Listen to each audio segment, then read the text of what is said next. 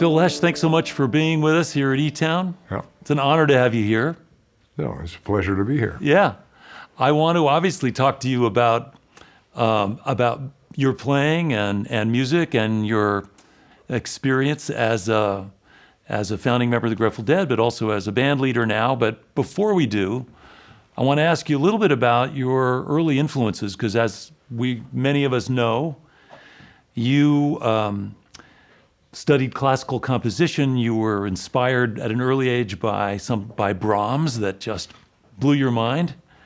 Yeah, that's all true, yeah. Yeah, can we talk a little bit about how those things snuck into your way of thinking about music, those influences? You know, when I'm 4 years old, I don't really think about music, much anymore. But you felt my big thing was reading.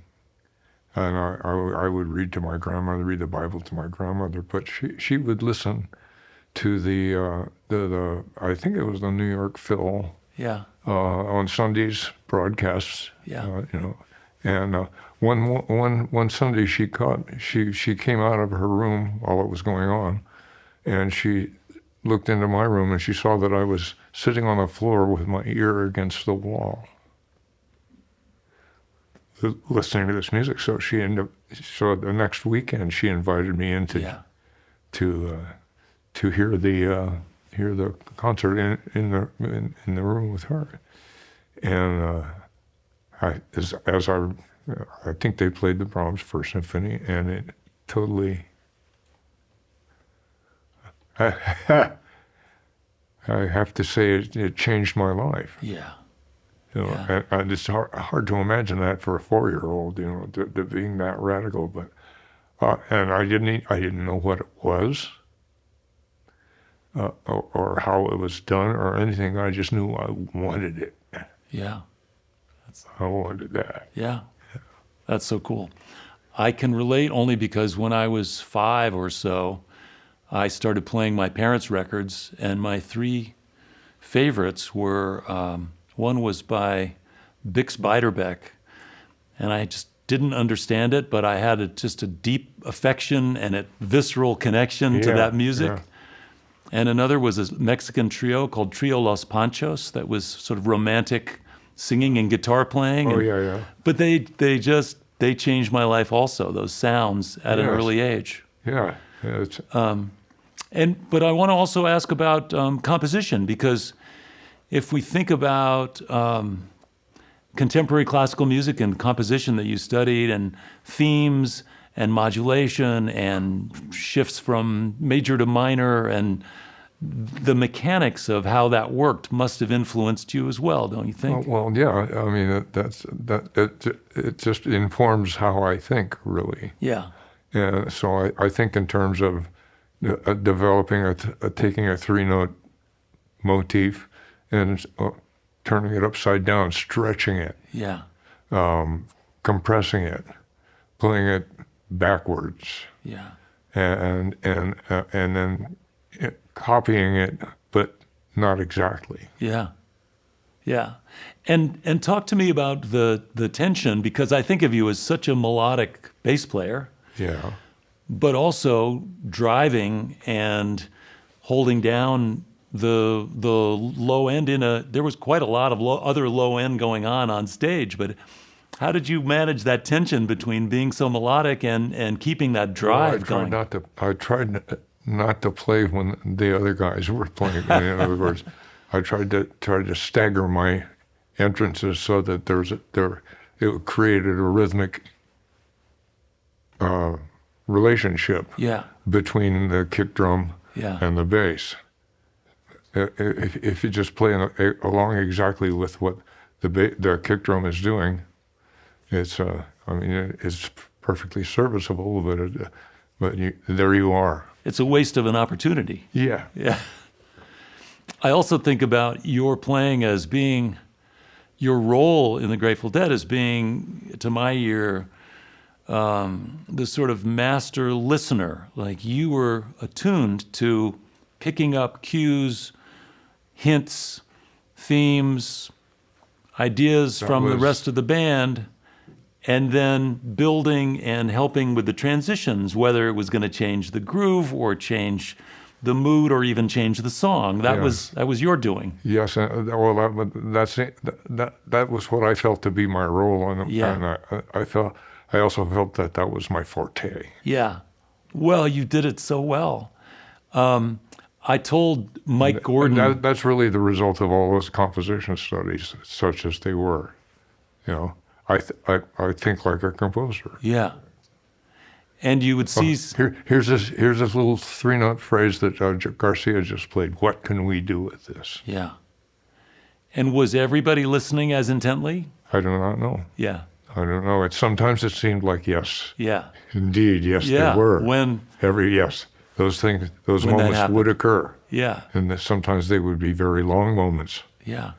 And when those moments happen, when the music begins to play itself.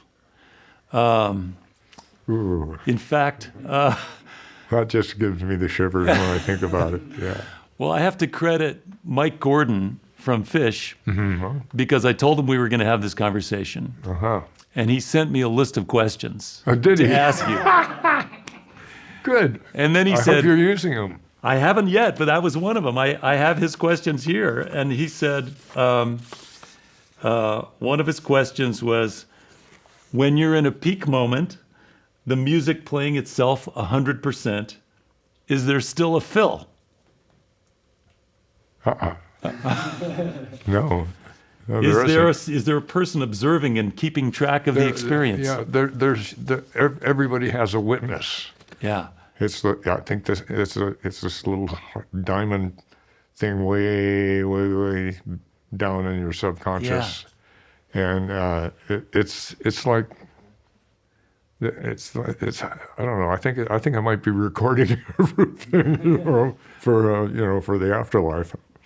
But as far as the persona, the mask that we wear when we're walking around the street, that's gone. Yeah. There's only the music. Right. Yeah, and when that happens, it doesn't need to happen that often because it's so deeply moving that you're going to chase that for the rest of your life. And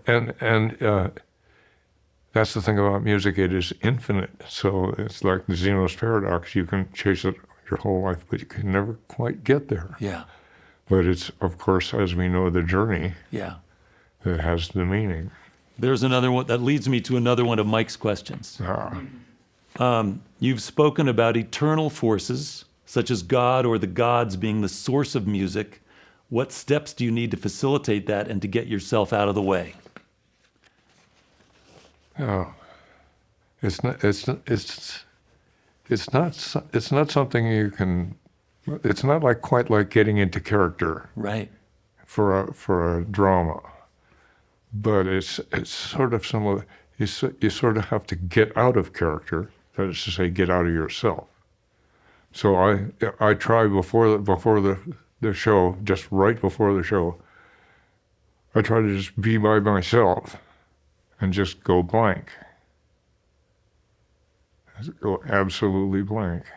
And sometimes I'm successful at doing that, and sometimes I'm not. Yeah.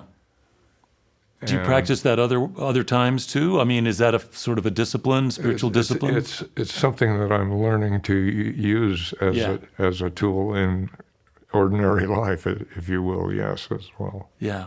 And being a bass player also, I mean, from my perspective, I share that commitment to listening and serving the moment, but it feels like both a service gig and incredibly powerful role. It's an honor. Yeah, it's an honor. That's right. To play this role. Yeah, it's an honor to be even to be allowed access to the pipeline. Yeah. And who knows why? Yeah. Who knows why or why it's me and not the guy down the street. Yeah. Well, I think that it has something to do with that 4-year-old listening to Brahms. You know, that set the wheels in motion for your journey to chase that experience. Yeah, I guess so. I guess so. Let me ask you about the transition from serving the song, serving the band, being honored to have that role, to being a band leader. So what was that? What was that transition like? I am not really a band leader. Jerry once said he thought of himself as a signpost to new spaces. In a famous old interview Yeah. from the 60s. And I kind of feel like that sometimes too, rather than leading, my role is to demonstrate or to show. Like, here's an open door. Mm-hmm. Let's go through it. Oh, you don't want to go through that? Here's another one. It's an invitation. Or I'll copy what somebody else is playing, and we'll go through that door. Mm-hmm. It's more like an invitation Yes. than leading, yeah. Yeah. But you do attract a wide array of great musicians because they all recognize that opportunity, right? Because I like to let them play whatever they have plays, you know, and they never disappoint me. Yeah. You know. And you also have one of the great honors in life, which is making music with your kids. Yeah, that really is kind of the pinnacle, really, and especially when it happens at that level. You know. Yeah. You know. You can share that. There's an extra color and warmth to it. You know. Yeah. As in terms of family communication, to be able to share that is yeah. You end up knowing each other better. Yeah. Than you might ordinarily, you know, without that experience. That's well put. Strangely, because it's like there's no concrete information is exchanged, you know. Right. It's just the mesh. It's like taking a trip together, taking a journey together. You know, Yeah. you share that experience. Yeah. Yes. Mike wants to know: are there common pitfalls and trappings you tend to notice in younger bands, and are there newer artists that inspire you deeply? Oh dear. Or here's an easier one: Okay. what advice would you give young musicians, eyes full of wonder? Listen, listen, listen, listen, listen, and listen some more. Yeah. And don't just listen to one part. Listen to the whole flow of it. Charlie Mingus used to say, focus in front of the music, so you can see the relationship, the relationships of all the parts to each other. Mm-hmm. How did that work for you on stage, especially in the early days of the Grateful Dead? Could you hear everybody? I made it so I could. You know. I spent half my time on stage or at rehearsals, making sure that everybody could hear everybody. Yeah. Because that was the key to the band, you know. Yeah, that's interesting. Was there, when you're thinking about transitioning from one song to the next in a medley, when the song naturally morphs from one place to another, was that sometimes premeditated or following a set list, or you knew kind of where? Sometimes there's a set list. Yeah. And but the set list will be like islands in an archipelago, and the transitions will be the current that flows between them. Yeah. And the current is not specified. Yeah. You know, that is totally free. Yeah. So it will depart from one island song and go and flow into the infinite current and see where it takes us. Yeah. And it may take us to the next song, or it may take us to another song that's not on the set list. Yeah.